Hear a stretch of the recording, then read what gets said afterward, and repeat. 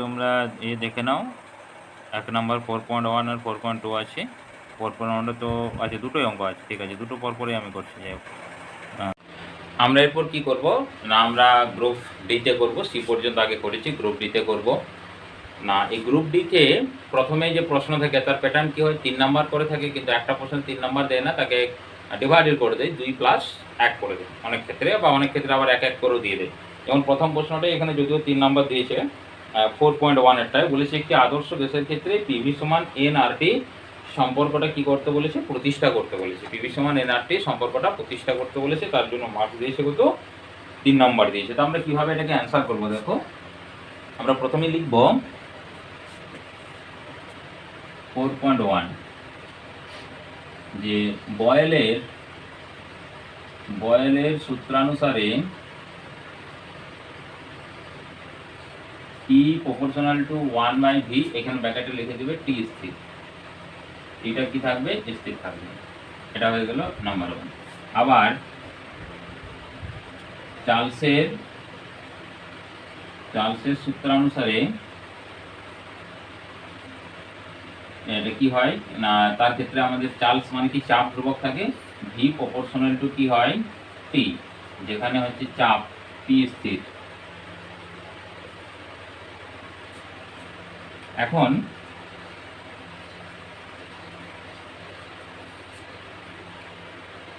ভেদকের সূত্রানুসারে দেখো এখানে এটাকে একটু জাস্ট আমরা কি করব, ভি, তাহলে এখানে কি চলে আসবে, ভি প্রপোর্শনাল টু 1/p, আর এটা হচ্ছে ভি প্রপোর্শনাল টু 1/t আছে। তার মানে আমরা এখানে কি লিখতে পারি, ভেদকের সূত্র ভি প্রপোর্শনাল টু আসছে কত, t/p, এখানে লিখে দিতে হবে টি ও পি পরিবর্তনশীল, এটা কিন্তু পরিবর্তন হবে। তার মানে এখানে ভি ইকুয়াল টু আমরা একটা কে দেব এই সমানটা তোলার জন্য, প্রপোর্শনাল সাইনটা তোলার জন্য, তাহলে t/p আর pv/t সমান হচ্ছে কে, মানে ধ্রুবক, pv/t সমান হচ্ছে কে সমান ধ্রুবক হলো। ব্যাস, এরপর কি করব আমরা, এই যে কেটা, এই কেটাকে কি করব, আদর্শ গ্যাসের ক্ষেত্রে বা আদর্শ গ্যাস ধ্রুবক আমরা পুট করে দেব। আর হচ্ছে এন মোল গ্যাসের ক্ষেত্রে, তাহলে তার ক্ষেত্রে আমাদেরকে লিখতে হবে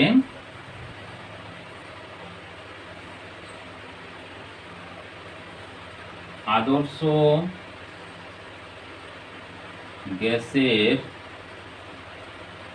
ক্ষেত্রে pv/t সমান ধ্রুবক হয় এবং এই ধ্রুবকের মান স্থির থাকে সকল গ্যাসের ক্ষেত্রে, মানে যদি আদর্শ গ্যাস হয় আর কি, হ্যাঁ, আদর্শ গ্যাসের ক্ষেত্রেই কেবলমাত্র এটা প্রযোজ্য, আদর্শ গ্যাসের ক্ষেত্রে এটা ধ্রুবক থাকবে। এবং আচ্ছা, এখন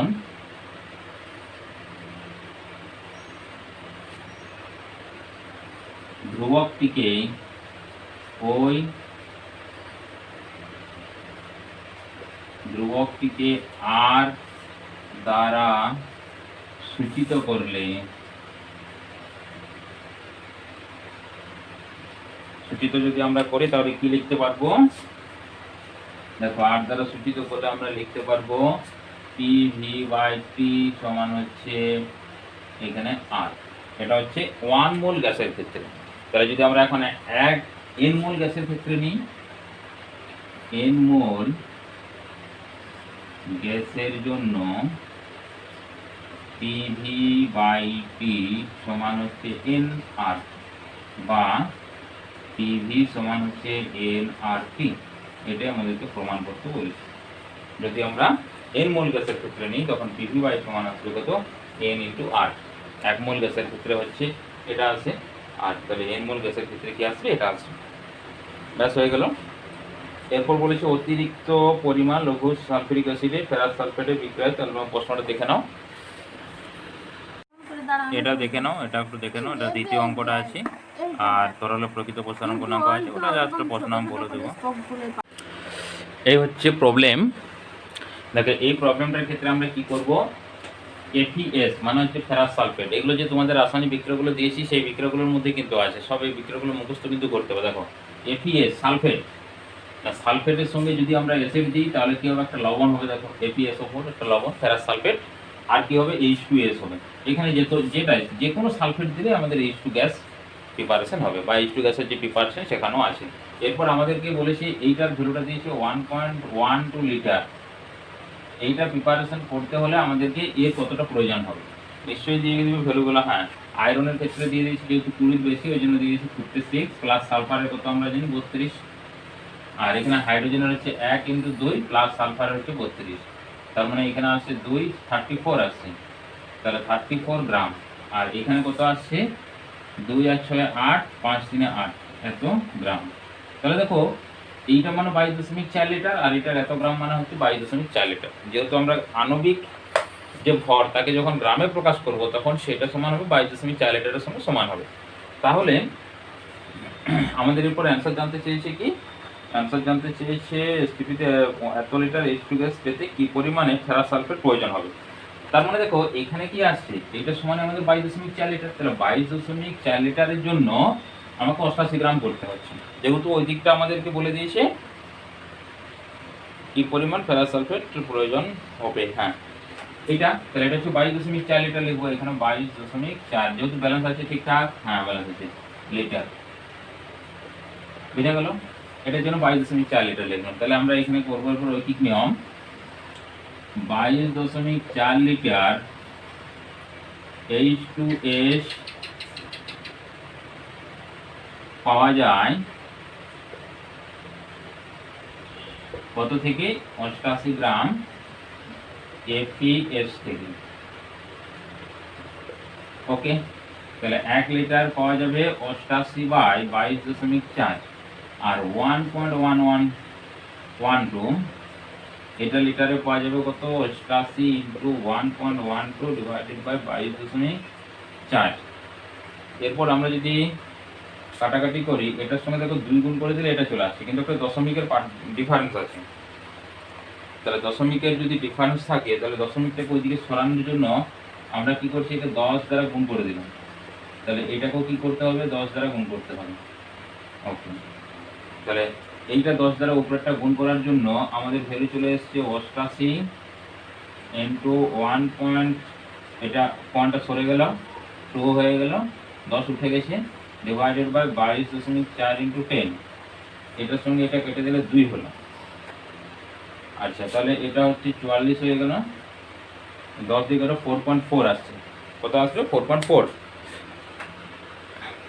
তাহলে আমরা অ্যান্সার পেলাম এখানে 4.4, তাহলে সমান আসছে 4.4 গ্রাম। তাহলে এটা কত নিতে হবে, 4.4 গ্রাম নিলে এখানে আমরা 1.12 লিটার H2S পেয়ে যাব। ব্যাস, পরের অঙ্কে চলে যাই। এখানে সব প্রশ্নগুলো আছে, দেখো এই প্রশ্নগুলো করবে, প্রশ্নগুলোর পরে আমরা ডিটেলস এক্সপ্লেন করছি। আমরা চলে এলাম 4.2 এর অথবা অঙ্কটার সঙ্গে রাসায়নিক গণনার থেকে। এটা হচ্ছে HGO, মার্কারি অক্সাইডকে হিট করলে হয়ে যাবে অক্সিজেন হবে। তাহলে হচ্ছে HGO, এটাকে যদি হিট করি হবে Hg প্লাস হবে O2, মানে ব্যালেন্স তো নেই, এখানে 2 দিলাম, এখানে 2 ব্যালেন্স হয়ে গেল। তাহলে এইটাকে বাদ করতে হবে, 2 Hg এর ভ্যালু নিশ্চয়ই দিবে 200, 200 প্লাস অক্সিজেন হচ্ছে 16, তাহলে 216 হলো, 216 ইন্টু আবার 2 আসছে, সমান হবে 2 4 32 এত গ্রাম, আর এটা তো 32, 16 দেবেন অক্সিজেনটা। তার মানে তোমার এখানে বলেছে 200 গ্রামে ক্যালকুলেট করতে হবে। তাহলে 432 গ্রাম থেকে পাবো আমরা মাত্র 32 গ্রাম O2। 1 গ্রামে কত পাবো, 32/432, আর 200 গ্রামে কত পাবো, ইন্টু 200 হয়ে গেল। তাহলে কাটাকাটি করে ফেলা, এখানে 2 দ্বারা যাচ্ছে, 2 দ্বারা কিন্তু বড় যাবে না, 4 দ্বারা যাবে, তো 4 একে 4, 4 8 32, তাহলে এখানে একটা শূন্য হয়ে যাবে, 4 4 8 32, আর 4 একে 4, হ্যাঁ দিয়ে এখানে 4 8 হয়ে গেল, 4 8 32, এরপর কাটবে 8 দ্বারা কাটবে, 8 কে 28, 4 7 28 যাচ্ছে না, তাহলে 2 দিয়েই কাটো, 2 দিয়ে কাটলে 4, আচ্ছা আর 4 দিয়ে যাবে কি দেখে নিই তো, আবার 4 দিয়ে নিই, 4 দুগুণে 8, 4 7 28, হ্যাঁ আবার 4 দিয়ে, 4 দুগুণে 8, 4 দুগুণে 8 28, 27, মানে হচ্ছে 400/27 গ্রাম হবে। এরপর আমাদের পটাশিয়াম ক্লোরাইড বলেছে, তাহলে পটাশিয়াম ক্লোরাইড হচ্ছে KClO3, একে উত্তপ্ত করলে হবে KCl প্লাস O2, ব্যালেন্স ঠিকঠাক নেই, এখানে 2 দিতে হবে, এটা 2, তাহলে এটা মিলে গেল, 3 দুগুণে 6 হলো, তাহলে এখানে 3। এরপরে অক্সিজেন এত গ্রাম অক্সিজেন, তাহলে এটা যদি বার করি 16 দুগুণে 32 আর আবার 3, 32 3 কত হচ্ছে 32 × 3, 3 দুগুণে 6, 96 গেল, তাহলে এটা বেরোবে 96 গ্রাম, বুঝা গেল তো। 16 দুগুণে 32, এটা তার সঙ্গে আবার 3 গুণ হলো, তাহলে 96 গ্রাম হলো। আর এইটা বার করতে হবে, এইটা বার করার জন্য আমাদের কে এর ভ্যালু কত দিয়েছে 39, প্লাস সিএল এর ভ্যালু হচ্ছে 35.5 দিয়েছে, 35.5 প্লাস ও হচ্ছে O3, 3 × 48 হবে, 16 দিয়েছে, তার মানে 3 × 48, এইটার আবার বাইরে আছে 2, তাহলে এটাকে করলে হবে যোগ করে দিই পুরোটা, 39, 35.5 আর হচ্ছে কত 48, আর 0.5 বাইরে থাকলো, 5 8 13, 13 আর 9 হচ্ছে 22, 2 হাতে থেকে 2, 6, 6 3 9, 9 আর হচ্ছে 3 12, 12 এটা হচ্ছে এখানে 6 3 12 হয়ে গেলো, এর সঙ্গে আবার 2 গুণ 2 5 গুণ 10 চিহ্ন, হাতে 2 2 4, 5 2 4 আর 2, মানে এখানে 245 আছে, এটা হচ্ছে 245 গ্রাম। তাহলে 96 গ্রামে 245 গ্রাম প্রয়োজন হয়, তাহলে রৈখিক নিয়ম করে দাও, কত গ্রামে কত হবে 227 গ্রামে। তাহলে উপরেরটা আমি মুছে দিচ্ছি এখানটাতে, তাহলে এখানে বলেছে 96 গ্রাম O2 থেকে O2 পাওয়া যায়, 96 গ্রাম O2 পাওয়া যায় কত থেকে 245 গ্রাম KClO3 থেকে, তাহলে 1 গ্রাম পাওয়া যাবে 245/96, আর ওইটা 400/27, 427 মানে গুণ হয়ে যাবে 245 ইন্টু উপরে 400 নিচে 27 আসবে, 96 ইন্টু 27, এরপর গুণ ভাগ যোগ বিয়োগ করতে হবে।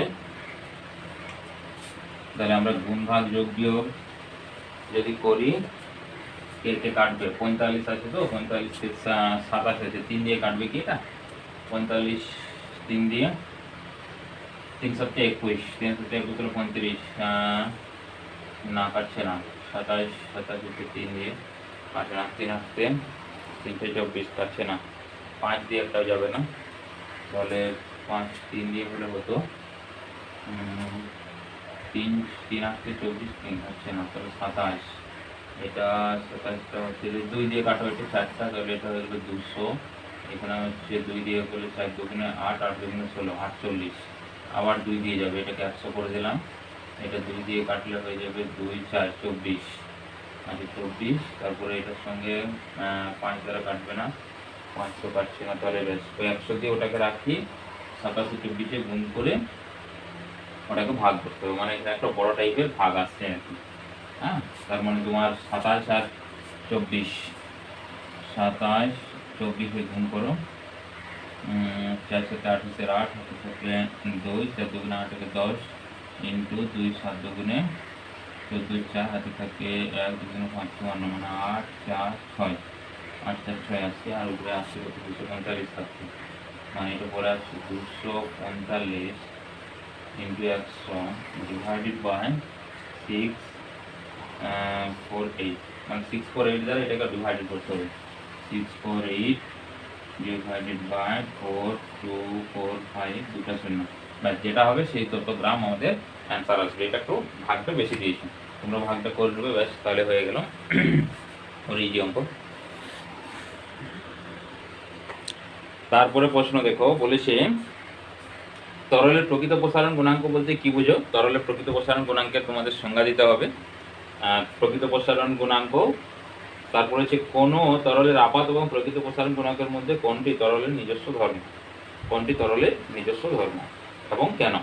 না আমরা কি সম্পর্কটা জানি না, গামা অফ আর মানে রিয়াল প্রকৃত সমান হচ্ছে গামা এ অ্যাপারেন্ট প্লাস হচ্ছে গামা জি, আপাত প্রসারণ, মানে প্রকৃত যে প্রসারণ হচ্ছে তার সঙ্গে আমাদেরকে কি যুক্ত করতে হবে না, প্রকৃত প্রসারণ সমান আপাত প্লাস গ্লাসের প্রসারণ। না, এই দুটো হচ্ছে তরলের, একটা আপাত এই গামা এটা, আর গামা যেটা হচ্ছে প্রকৃত। তাহলে কোনটা তার নিজস্ব ধর্ম না, নিজস্ব ধর্ম হচ্ছে তার প্রকৃতটা নিজস্ব ধর্ম। কারণ আপাত সাহায্যে আমরা কিন্তু বুঝতে পারবো না যে তরলটা কতটা পরিবর্তন হয়েছে, প্রকৃতটার সাহায্যে আমরা বুঝতে পারবো যে তরলের কতটা প্রসারণ হচ্ছে। তাহলে এখানে অবশ্যই হবে তার তরলের নিজস্ব ধর্ম কোনটা হবে, প্রকৃত প্রসারণ গুণাঙ্কটা। কেন না, তার কারণ হচ্ছে প্রকৃত প্রসারণ গুণাঙ্ক তরলের যে প্রসারণ সেই প্রসারণ সম্পূর্ণ প্রসারণকে নির্দেশ করে, আর তরলের আপাত প্রসারণ তরলের প্রসারণ প্লাস হচ্ছে পাত্রের প্রসারণ প্লাস তরলের প্রসারণ নির্দেশ করে। ওই জন্য আপাত প্রসারণকে আমরা তার নিজস্ব ধর্ম বলবো না। তাপ পরিবহনের ক্ষেত্রে স্থিতাবস্থা কাকে বলে? হ্যাঁ, তাপ পরিবহনের ক্ষেত্রে স্থিতাবস্থা, তাপ পরিবহনের ক্ষেত্রে স্থিতাবস্থা মানে হচ্ছে ধরো নিম্ন উষ্ণতা থেকে উচ্চ উষ্ণতায় তাপ পরিবাহিত হয়, কিন্তু যদি তাপ পরিবহন ধ্রুবক থাকে, মানে আর কোনো তাপ বেশি পরিমাণে প্রবাহিত হচ্ছে না, তখন তাকে বলবো তাপ পরিবহনের স্থিতা অবস্থা। মানে নিম্ন উষ্ণতা থেকে উচ্চ উষ্ণতায় যখন তাপ পরিবাহিত হয় তখন তাপ প্রবাহের যে হার, সেই তাপ প্রবাহের হার যদি ধ্রুবক হয়ে যায় তখন তাকে বলবো আমরা স্থিতা অবস্থা। স্থিতা অবস্থাতে কিন্তু আমাদের দুটো প্রান্তের উষ্ণতা একই নাও হতে পারে। কোনো ধাতব ফলকের মধ্য দিয়ে লম্বভাবে তাপ পরিবহনের হার কি বিষয়ের উপর নির্ভর করে এবং কিভাবে নির্ভর করে? তাহলে তাপ পরিবহনের হার মানে হচ্ছে কিউ বাই টিটা। দেখো এখানে তুমি যদি এই ফর্মুলাটা মনে রাখো, কিউ বাই টি সমান হচ্ছে K A theta two minus theta one divided by T. দেখো এটা থেকে আমরা শর্ট নোটে একটা প্রশ্ন পেয়েছিলাম, আবার এখানেও একটা প্রশ্ন পাচ্ছি, জাস্ট এটা যদি মনে রাখি। কিউ বাই টি মানে হচ্ছে তাপ পরিবহনের হার, কিসের উপরে ডান দিকে যেগুলো আছে সবার উপরে নির্ভর করবে। কে মানে হচ্ছে তাপ পরিবাহিতাঙ্ক, অর্থাৎ পদার্থের তাপ পরিবাহিতাঙ্কের উপর নির্ভর করে কিভাবে না সমানুপাতিক ও সমান আছে বলে। এ হচ্ছে ক্ষেত্রফল, মানে যে পরিবাহীটা নিয়েছি তার ক্ষেত্রফলের উপর প্রস্থচ্ছেদের ক্ষেত্রফল বলতে পারো, সেটাও সমানুপাতিক। দুই বিপরীত প্রান্তের উষ্ণতার পার্থক্যের সমানুপাতিক, দেখো theta two minus theta one. আর টিটা হচ্ছে বেদ, পরিবাহীর বেধের ব্যস্তানুপাতিক। ব্যাস কটা পয়েন্ট হলো, 1 2 3 4, চারটা পয়েন্টের জন্য তোমাকে এখানে মার্কস কত আছে, 2 মার্কস আছে, তার হাফ করে তার আমরা কী করবো সমানুপাতিক লিখবো। যেমন তাপ পরিবাহিতাঙ্কের সঙ্গে সমানুপাতিক, প্রস্থচ্ছেদের ক্ষেত্রফলের ক্ষেত্রফলের সঙ্গে সমানুপাতিক, পরিবাহীর দুই বিপরীত পৃষ্ঠের উষ্ণতার সমানুপাতিক, পরিবাহীর বেধের স্থানুপাতিক। ব্যাস, তাহলে কার উপরে নির্ভর করে, কিভাবে উপর নির্ভর করে, একই সঙ্গে আমাদের হয়ে গেল। নির্ভর করে কীভাবে নির্ভর করে, দন্ত চিকিৎসক কী ধরনের গলীয় দর্পণ ব্যবহার করেন? দর্পণ মানে অবশ্যই সেটা হবে কি অবতল, কারণ উত্তর হলে ছোট হয়ে যাবে। হ্যাঁ, তাহলে অবতল হবে দন্ত চিকিৎসক, কারণ দাঁতটাকে বড় দেখতে হবে তাকে। আচ্ছা, এবং কেন? তার কারণ হচ্ছে যে দাঁতটাকে বড় দেখবে এবং ভালোভাবে সে দেখতে পাবে। আচ্ছা, তারপর বলছে অতিবেগুনি রশ্মি একটি ব্যবহার লেখা। অতিবেগুনি রশ্মির একটা ব্যবহার মানে আমরা বলবো যে রোগ জীবাণু ধ্বংস করতে, হ্যাঁ, যেগুলো বিভিন্ন ধরনের ব্যাকটেরিয়া হয় তাদেরকে ধ্বংস করে। বিবর্ধক কাজ হিসেবে উত্তর লেন্স ক্রিয়া চিত্র অঙ্কন করে বুঝিয়ে দাও রৈখিক বিবর্ধন কাকে বলে। তার মানে এখানে উত্তল লেন্সের বিবর্ধক কাজ মানে ফোকাস আর 2f এর মাঝে রাখতে হবে এবং চিত্র আঁকতে বলেছে। তাহলে আমি চিত্রটা এঁকে দিচ্ছি, যদিও এখানে স্কেল ছাড়া আমার ঠিকঠাক হবে না, আর যতটা হয় একবার দেখে নাও ভালোভাবে। বিবর্ধক কাজ উত্তল লেন্সের ফোকাসের কাছে মানে এটা ধরো f, তার ঠিক ডবল দূরত্ব 2f, এদিকেও হচ্ছে f, তার ঠিক ডবল দূরত্ব হচ্ছে 2f। তাহলে এর কাছে মানে এখানে একটা বস্তু রাখবে তুমি, ডটের একটু বাড়াও সুবিধা হবে। তাহলে এটা সমান্তরাল একটা রশ্মি টানবে, এই যে রেখাটা প্রধান অক্ষের সমান্তরাল, যে সেটা কি করবে না ফোকাস দিয়ে মিট করে চলে যাবে। আচ্ছা, আর একটা এই যে আলোক কেন্দ্র আছে, আলোক কেন্দ্রের সঙ্গে টাচ করে সোজা বাড়িয়ে দিবে। আচ্ছা, আমার এখানে একটু এটা বাঁকা হয়েছে, এটাকে আর একটু উপরে উঠবে এরকম। তাহলে দেখো এখানে কি মনে হচ্ছে, এটা আর একটু এদিকে যাবে। তাহলে এইদিকে দেখো দূরত্বটা দেখো, এইখান থেকে এইটা তাকাও, এইখানে যে দূরত্ব ছিল এইখানে দূরত্ব বেড়ে গেছে, তার মানে কি ওইদিকে কম সময় মিট করবে না, তাহলে একে পিছনে বাড়াতে হবে। তাহলে এটাকে যদি পিছনে বাড়াই ডট ডট ডট ডট করে এরকম, এটাকে যদি আমরা পিছন দিকে বাড়াই ডট ডট ডট ডট করে, এইখানে মিট করবে, এইখানে প্রতিবিম্ব গঠন করবে। দেখো বড় হয়েছে, এই জন্য বিবর্ধক কাঁচ হিসেবে বলা হচ্ছে। এবং এটা যেহেতু অসৎ তাহলে আমরা কি কোনো পর্দা লাগবে না, আমরা তাকে দেখতে পাবো। সৎ হয় তার ক্ষেত্রে কিন্তু পর্দার প্রয়োজন হয়। এই চিত্রই, আর তোমাকে নাম টাম দিয়ে দিলে, নাম বলতে তোমার ধরো এটার নাম দিয়ে দিলে, এটা হচ্ছে পি কিউটা বস্তু, আর এটা পি ডট কিউ ডট এটা হচ্ছে প্রতিবিম্বটা। ব্যাস, তারপর বলেছে রৈখিক বিবর্ধন কাকে বলে? রৈখিক বিবর্ধন মানে হচ্ছে প্রতিবিম্বের দূরত্ব বাই বস্তুর দূরত্বের অনুপাতকে বলা হয় রৈখিক বিবর্ধন। প্রতিবিম্বের দূরত্ব মানে কি, এখান থেকে এতটা দূরত্ব আর এইটুকু দূরত্ব, এটা হচ্ছে বস্তু দূরত্ব, আর এই আলোক কেন্দ্র থেকে কিউ ডটের দূরত্বটাকে বলে প্রতিবিম্ব দূরত্ব। তাহলে কি লিখবো? প্রতিবিম্বের দূরত্ব ও বস্তুর দূরত্বের অনুপাতকে বলা হচ্ছে রৈখিক বিবর্ধন। রৈখিক বিবর্ধনকে আমরা লিখি এম দ্বারা লিখি, এম সমান হচ্ছে ভি বাই ইউ। এটা হচ্ছে রৈখিক বিবর্ধনের সূত্র। ভি মানে প্রতিবিম্ব দূরত্ব, ইউ মানে হচ্ছে বস্তুর দূরত্ব। তারপর আছে প্রিজমের মধ্য দিয়ে আলোক রশ্মি চ্যুতির ক্ষেত্রে এটা প্রমাণটা করতে বলেছে, খুব ভেরি ইম্পর্টেন্স। প্রমাণটা অবশ্যই তোমরা করবে, এখানে আমি আর করছি না। Delta equal to I1 plus I2 minus of A, যে কোনো বই থেকে তোমরা করে নিবে ভালোভাবে। Delta equal to I1 plus I2 minus A. প্রুফটা এটা 3 নাম্বার দেওয়া আছে। তড়িৎ প্রবাহে তাপীয় ফল সম্পর্কিত জুলের সূত্রগুলি রাখো। দেখো জুলের সূত্রগুলি রেখে কেবলমাত্র তোমরা যদি এই ফর্মুলাটা মনে রাখো, H ইকুয়াল টু হচ্ছে I স্কোয়ার RT, তাপীয় এটি সূত্র হয়ে গেল। কারণ কি লিখবে, যে পরিবাহিত উৎপন্ন তাপ H প্রপোর্শনাল টু কি, প্রবাহ মাত্রার বর্গের সমানুপাতিক। যেহেতু স্কোয়ার আছে, প্রবাহ মাত্রার বর্গের সমানুপাতিক 1 নাম্বার হয়ে গেল। আচ্ছা, তার প্যাকেটে লিখে দেবে যখন RT ধ্রুবক। আবার যখন লিখবে পরিবাহিত উৎপন্ন তাপ রোধের সমানুপাতিক, ব্র্যাকেটে লিখে দিবে I প্রবাহ মাত্রা এবং সময় ধ্রুবক। আর 3 নম্বর হচ্ছে পরিবাহিতে উৎপন্ন তাপ সময়ের সমানুপাতিক যখন I এবং R অর্থাৎ প্রবাহ মাত্রা এবং রোধ ধ্রুবক। বেশ, এই 3টে সূত্র। তোমরা দেখো ফর্মুলাটা তুমি যদি মনে রাখো, এখান থেকে সূত্র লিখতে পারবে। আবার অঙ্কর ক্ষেত্রে, নিউমেরিক্যাল ক্ষেত্রে তোমার কিন্তু এটা কাজে লাগবে। তারপর বলেছে চিত্র সহ ফ্লেমিংয়ের বামহস্ত নিয়মটি বিবৃতি করো। কোন যন্ত্রে নিয়মটি প্রয়োগ করা হয়? হ্যাঁ, ফ্লেমিংয়ের লেফট হ্যান্ড রুল, বামহস্ত নিয়ম মানে হচ্ছে যেটা। তবে এই চিত্রটা কি করে আসবে? হাতটা তো আমাদের আঁকা সম্ভব নয়, জাস্ট তিনটেকে তুমি প্যারালাল দেখিয়ে দিলেই হবে, কোনটা কোন ডিরেকশন। মানে তোমার এইভাবে তুমি আঁকবে, যেমন আমরা এক্সিস আঁকি, সেটা তিনটাকে সমান্তরাল দেখানো তো হাত আঁকা সমান নয়, এটা এইরকম ভাবে এঁকে তুমি এটা। তাহলে এই দিকে দেখো, তুমি যদি এটাকে লক্ষ্য চুম্বক ক্ষেত্র, চুম্বক ক্ষেত্রের দিক, তাহলে এটাকে লেখো প্রবাহ, প্রবাহের দিক। আর এটা লেখো তোমার বিক্ষেপণ, এদিকটা হলো কি না বিক্ষেপণ।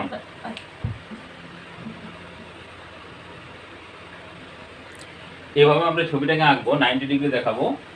এরপর দেখো এই দিকটা চুম্বক ক্ষেত্রের দিক, সেটা কি রাখেন না, যদি এরপর তুমি এখান থেকে দেখবে এটা তর্জনী, চুম্বক ক্ষেত্র, তাহলে তার নিচে তোমাকে তর্জনী লিখে দিতে হবে।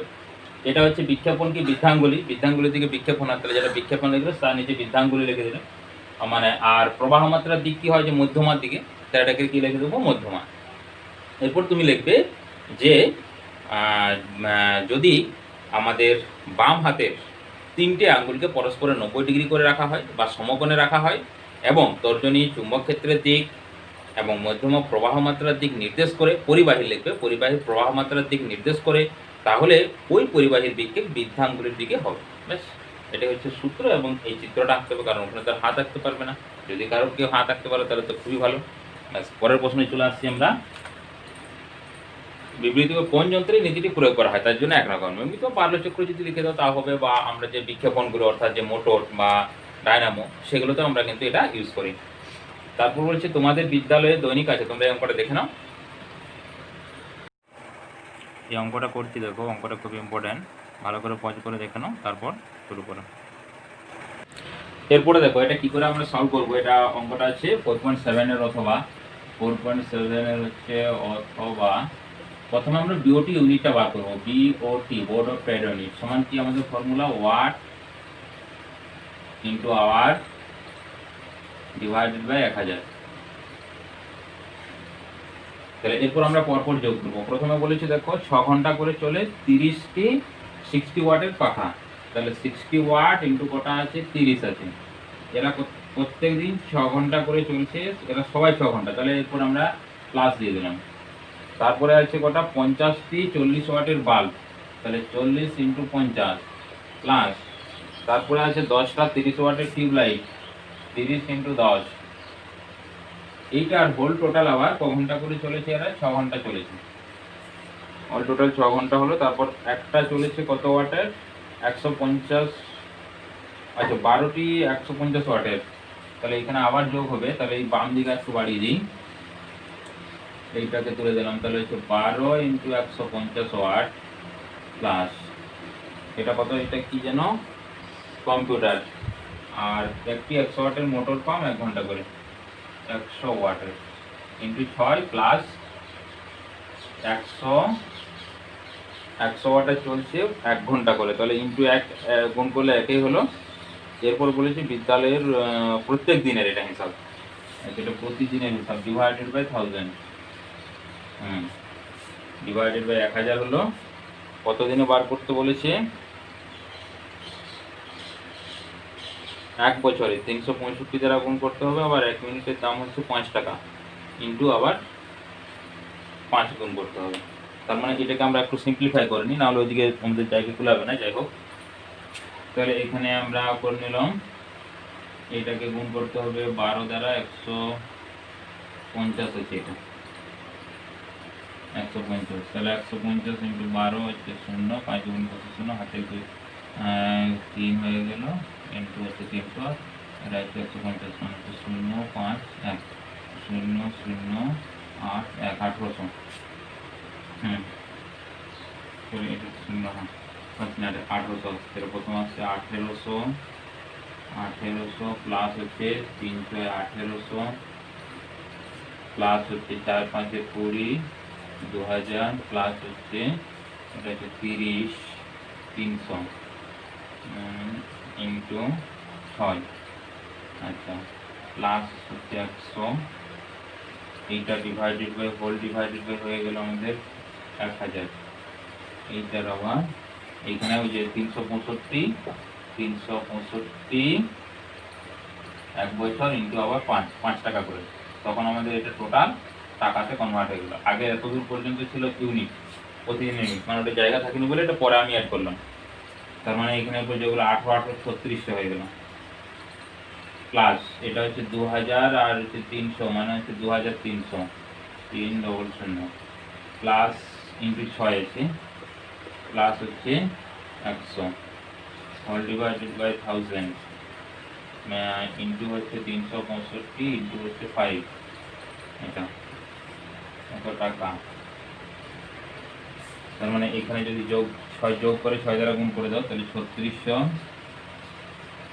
আর 2300, দুটো 0 6 3 9, এটা হচ্ছে 3 2 5, এর সঙ্গে 6 দ্বারা গুণ, দুটো 0 হয়ে গেলে 4 9 54 5 54 থেকে 5 5 30 30 থেকে 34 5 30 34 হয়ে গেল। তার মানে হচ্ছে 6 দ্বারা, আর তার সঙ্গে আবার প্লাস 100 গুণ হবে, মানে এটা হয়ে গেল 500 হয়ে গেল, মানে 34 35 মানে 34500 ডিভাইডেড বাই 1000, এটা ইন্টু হচ্ছে 365 ইন্টু হচ্ছে 5, তাহলে এখানে দুটো শূন্য কেটে গেল, 10 পড়ে থাকলো, 5 দিয়ে কেটে দাও, এটা হচ্ছে 2 হয়ে গেল, আর 2 থাকছে, এটা সবগুলো আর কাটছে না। আচ্ছা তাহলে ওটাকে গুণ করে দাও, তাহলে উপরে এখানে পড়ে থাকছে 345 ইন্টু 365, 5 কেটে গেছে, ডিভাইডেড বাই 2, তার মানে 2 দিয়ে পরে ভাগ করে দিলে হবে। আচ্ছা ভাগ করে নিতে গুণ করতে সুবিধা হবে, দশমিকে আসবে 2, 2 1 2, 8 2 গুণে 16, 2 2 গুণে 4.5, এরপর গুণ করো 3 4 5 1 8 2.5। আচ্ছা তাহলে এটাকে গুণ করবো এটা দিয়ে 3 4 5 দ্বারা, 5 5 25 5 25 5 হাতে থেকে 2 5 গুণ 10 12 2 হাতে থেকে 5 8 40 40 41 হাতে থেকে 6 5 4 8 থেকে 9 ইন্টু হয়ে গেলে 4 5 20 0 হাতে থেকে 8 থেকে 9 4 8 32 2 হাতে থেকে 3 4 3 7, তারপরে এটা হয়ে গেলো 3 3 মাঝে 15 5 হাতে থেকে 1 3 6 থেকে 7 3 8 থেকে 24 4 হাতে থেকে 2 3 থেকে 5 5, তারপর হচ্ছে 2 4 থেকে 15 5 হাতে থেকে 1 1 এটা হয়ে গেলো 8 8 হচ্ছে 10 10 19 9 হাতে থেকে 1 4 5 5 হাতে 12 2 হাতে থেকে 1 6 দশমিক একটার পর এখানে, তাহলে এইখানে টোটাল আসবে 6295.5 টাকা। এত টাকা তোমার 1 বছরে ইলেকট্রিক বিল পড়বে তোমাদের স্কুলে। ব্যাস পরের অঙ্ক চলে যায়। আলফা বিটা ও গামা রশ্মির ভর, আধান এবং ভেদন ক্ষমতার তুলনা করো।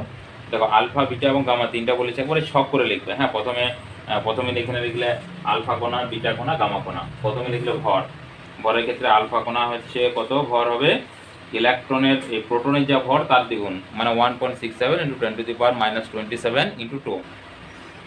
তারপর হচ্ছে আলফা হলো, তারপরে বিটা কণা মানে ইলেকট্রন ভরের সমান, আর গামা কণা হচ্ছে স্থির ভর 0। আর কি বলেছে, ভর আধান, আধান বলেছে, আধান হচ্ছে আলফা কণার আধান ইলেকট্রনের আধানের দ্বিগুণ, মানে 1.6 × 10⁻⁻19 × 2। বিটা কণার হচ্ছে ইলেকট্রনের সমান, মানে 1.6 × 10⁻⁻19, আর গামার হচ্ছে 0, কারণ ওর কোনো আধান থাকে না। ওটা হচ্ছে গামা রশ্মিটি কি তড়িৎ চুম্বকীয় তরঙ্গ। আর যদি ভেদন ক্ষমতা দেখি, ভেদন ক্ষমতা হচ্ছে সবার বেশি হচ্ছে গামা, তারপরে বিটা, তারপর হচ্ছে আলফা।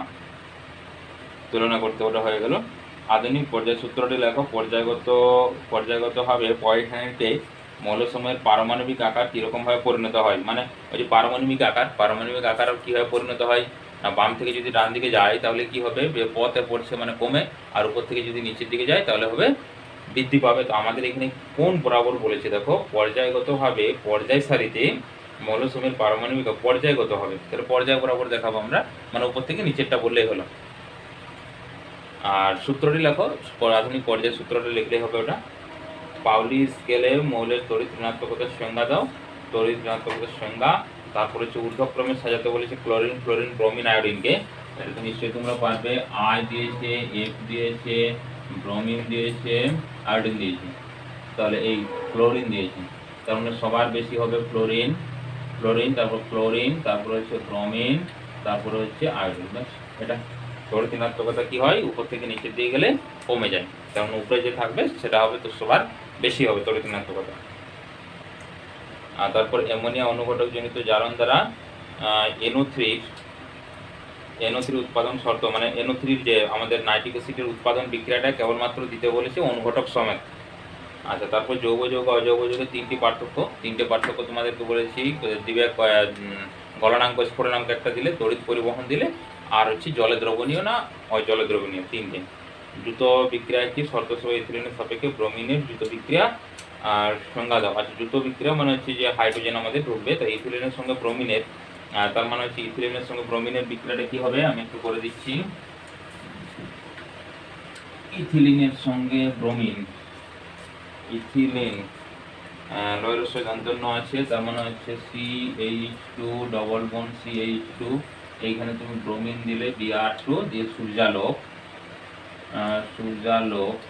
এই সূর্যালোক দিলে কি হবে, প্রথমে ডবল বন্ড উঠে যাবে, এটা CH2 এখানে Br ঢুকবে, এটা হচ্ছে Br। এবং নেক্সট স্টেপ যদি করো তখন আমরা হাইড্রোজেন প্রতিস্থাপিত হয়ে ব্রোমিন ঢুকবে, কিন্তু এখানে আমাদের একটাই বলেছে, একটাই আমরা বিক্রিয়া দেখাবো। ব্যাস, তোমাদের এই পর্যন্ত হলো। এবং ভিডিওর শেষে অবশ্যই করে লাইক, কমেন্ট এবং অবশ্যই শেয়ার করবে। এ পর্যন্ত, পরের ভিডিওতে আবার আমরা নেক্সট যে আছে সেট 2 বা অন্য কিছু এগুলো নিয়ে আসবো, শর্ট ক্লাস যেগুলো আছে 2 নম্বর 3 নম্বর সব। থ্যাংকস।